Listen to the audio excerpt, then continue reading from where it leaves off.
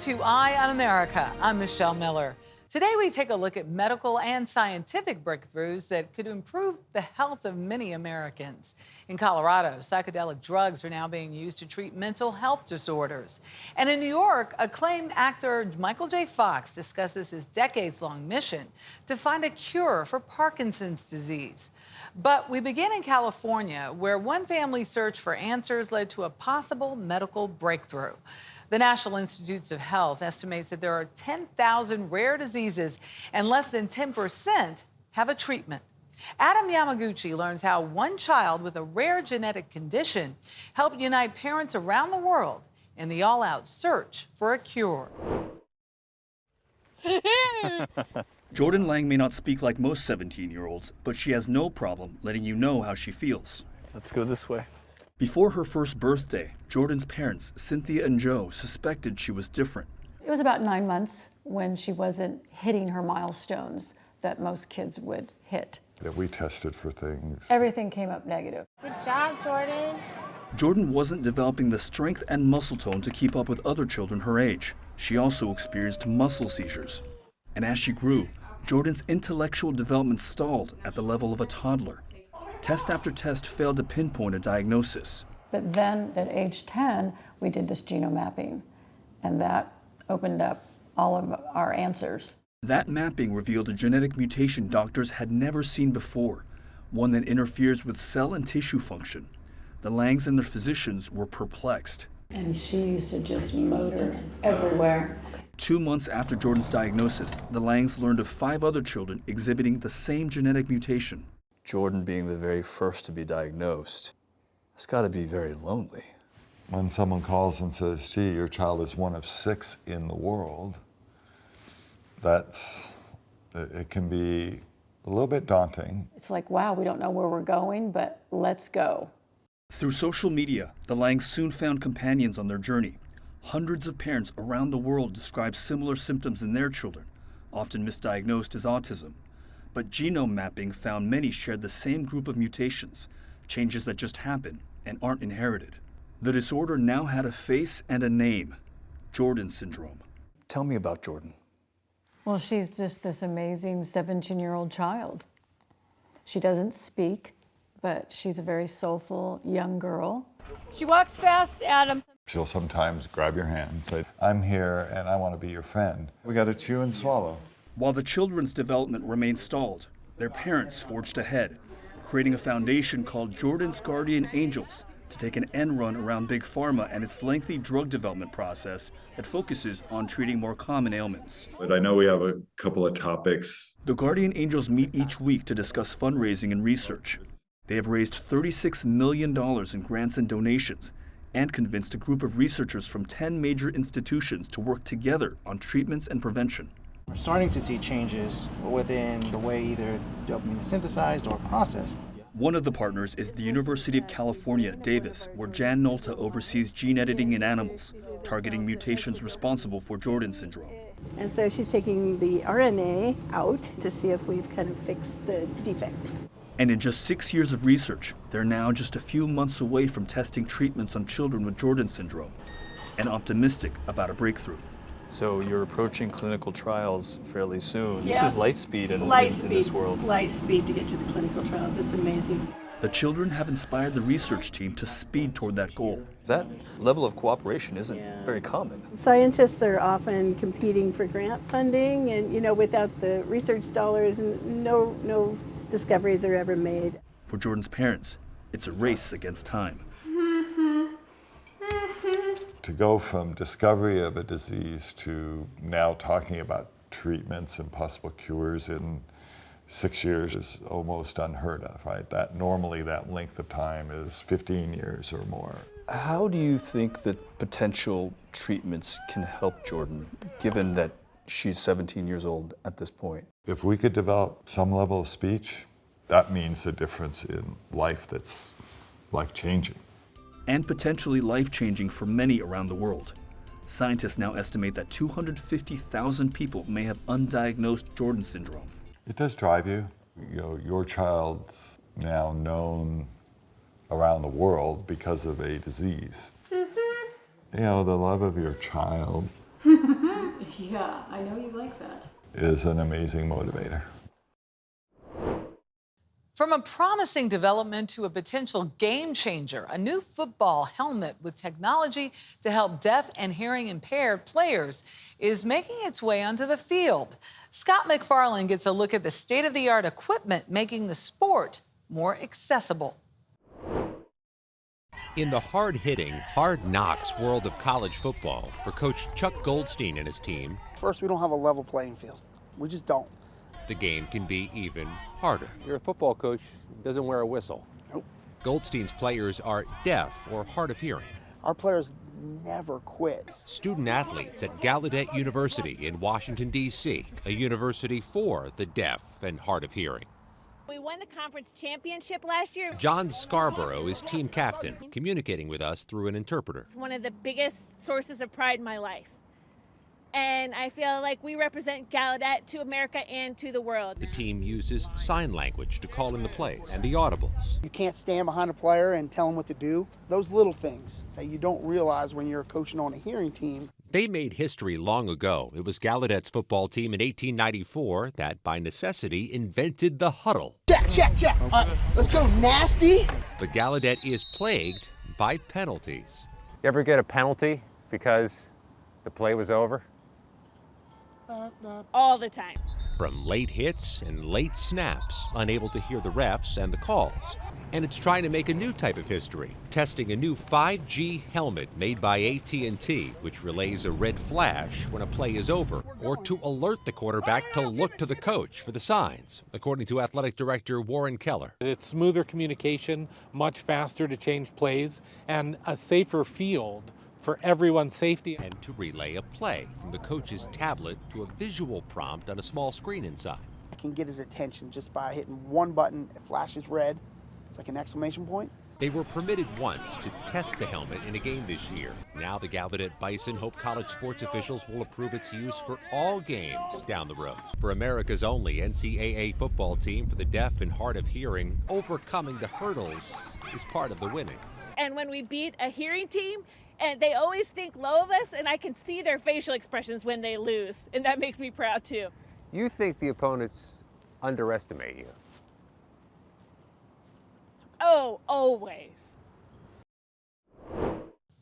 Coming up, using so-called magic mushrooms to help treat anxiety and depression. That story is next.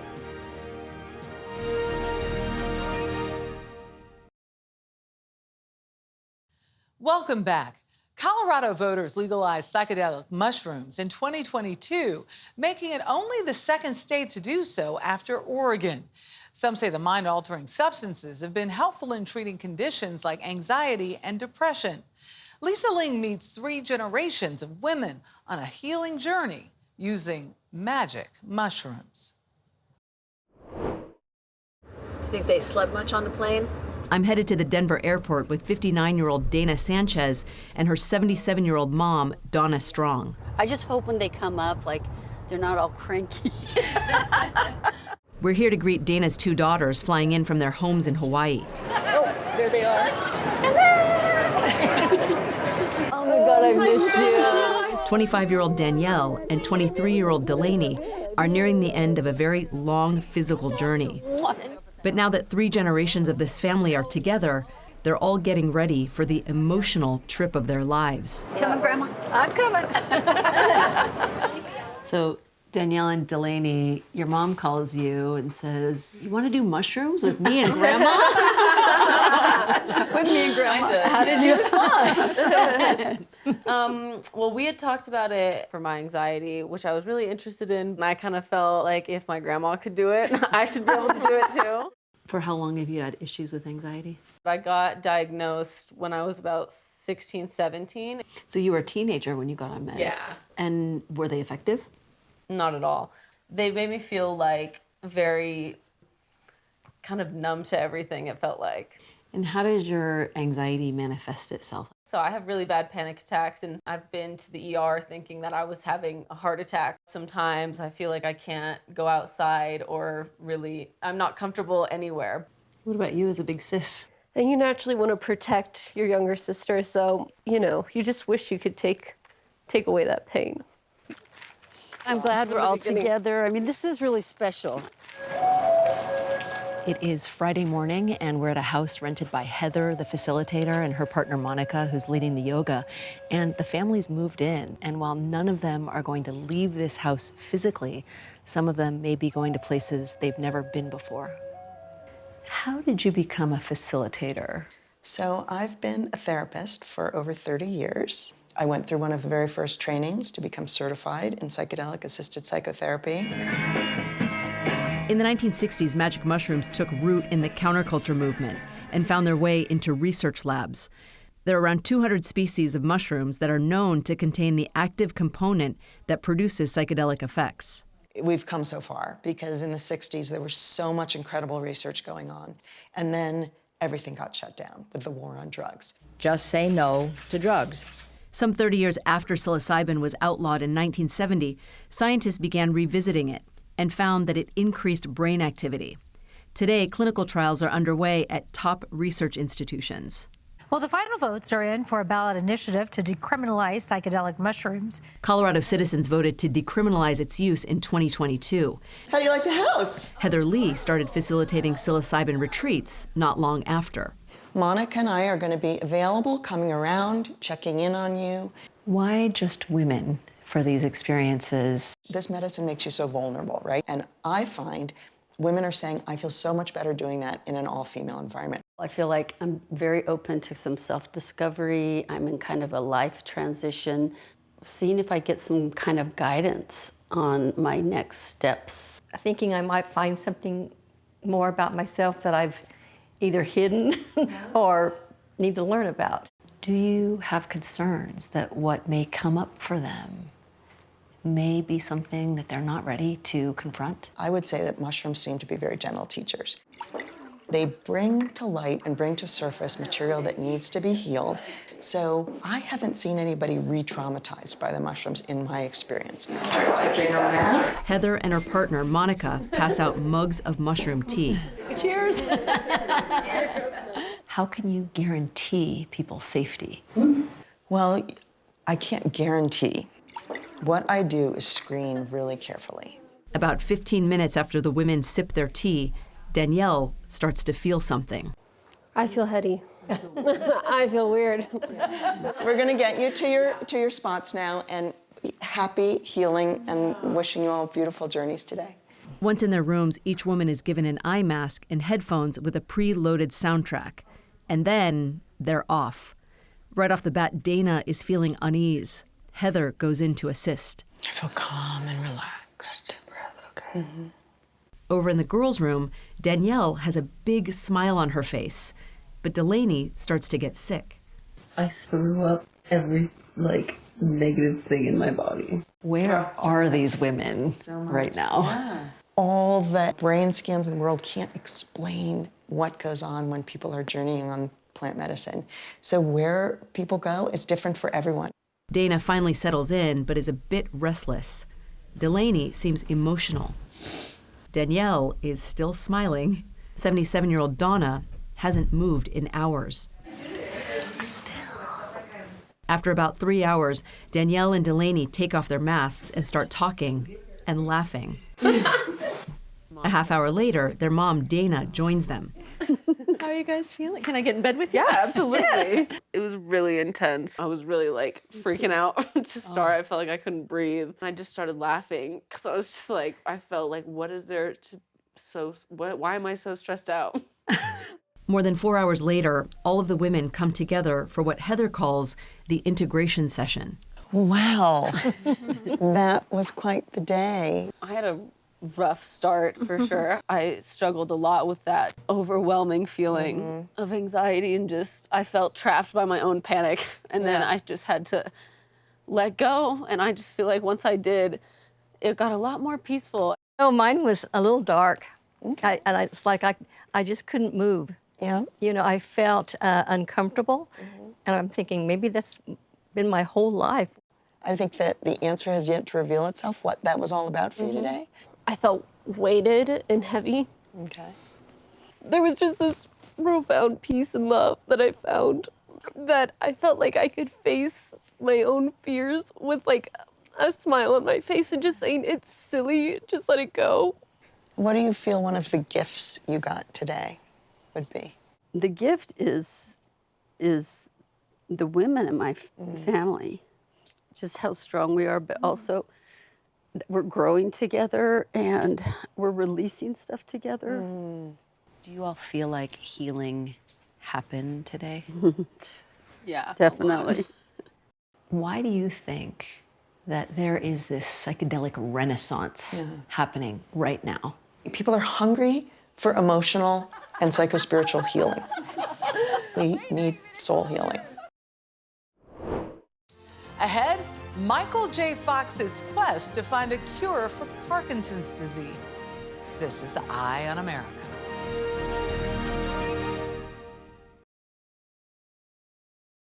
We close our show with an exclusive conversation with award-winning actor and activist Michael J. Fox. He lived with Parkinson's disease for more than half his life. Nate Burleson caught up with the Back to the Future star about his personal battle with the disease and the latest research discoveries. They didn't have money, they didn't have a voice, and I thought, well, I could step in for these people and raise some hell. After more than 3 decades of living with Parkinson's disease, Michael J. Fox is raising a lot more than just hell. It's impossible to put into words. He's raising the bar and a whole lot of money for Parkinson's research. A landmark clinical study led by his foundation discovered a biomarker, a protein found in spinal fluid that can help detect Parkinson's in patients, and in some cases, even years before the first symptoms of the disease appear. It's like a cure, but it's a big spotlight on where we need to go and what we need to focus on. So we know we're on the right path, and we're very proud. Parkinson's disease is a progressive brain disorder that over time can strip away a person's movement and speech. There is no cure. Have you had moments where you didn't always have this handsome smile on your face and things maybe seemed a little bleak and dark, and you found yourself battling what might seem like depression or uncertainty? Yesterday at 3:57 in the afternoon. I mean, always. Always? Really? Always. The positivity is really sincere, and I really feel it, and it's genuine. But it's hard fought. And it's hard won, I should say. This fear, we can find ways to just give ourselves a break, give ourselves credit and for getting through life on life's terms. And in order to do that, we have to stop and say, it's not that bad. It's not that bad. Last time we talked, I learned a little bit more about you. I learned a little bit more about myself. And just right now, that was another moment where you were very honest, saying, yeah, yesterday I had those moments where things weren't. Fear. You had fear. And as an athlete with an ego and bravado, I hid that fear for a long time. And now I'm a little bit more open with myself and my family about when I am struggling, when things are dark. So I just want to say thank you for saying that. Yeah, the opposite of fear is faith. The whole idea is if you're true to yourself and you're true to the people that love you, everything's going to be okay. And Fox's Corner for the last 35 years has been his biggest advocate, fan, and partner. His wife, Tracy Pollan, who he met on the set of Family Ties in 1985. You're not Trisha Armstrong, are you? No, I'm Ellen Reed. Sorry to disappoint you. What is it like to have her with you every step of the way? Well, it's great for me. I don't know how it is for her, but you know, I love Tracy, and obviously, and she's an amazing person, and has gone through a lot. So the most important question will remain: what will it take to eradicate this disease once and for all? Then I realized that she has a life separate apart from me having Parkinson's. It was very sweet. Now shut up. Separate apart from me being Alex Keaton. Are you telling me that you built a time machine? Or Marty McFly. Out of a DeLorean? That she's a person, and I think that's why it's gone okay. I figured that out. Up top. I had no idea what to expect. Neither did she, but she kind of indicated to me by saying better for worse. Sickness and health, that she was gonna hang out and get me through it, or go through it with me, and she has for 35 years. For better, for worse, those words have a different meaning. Like I would say, we knew the bus was coming, and it was gonna hit, but we didn't know how far away it was, how fast it was going. So, it really, I mean, any time she would have been forgiven. So she said, I always just step out, but she didn't do that. For more stories like these and live coverage of breaking news 24/7, stream us right here on CBS News. I'm Michelle Miller. Thank you for watching Eye on America.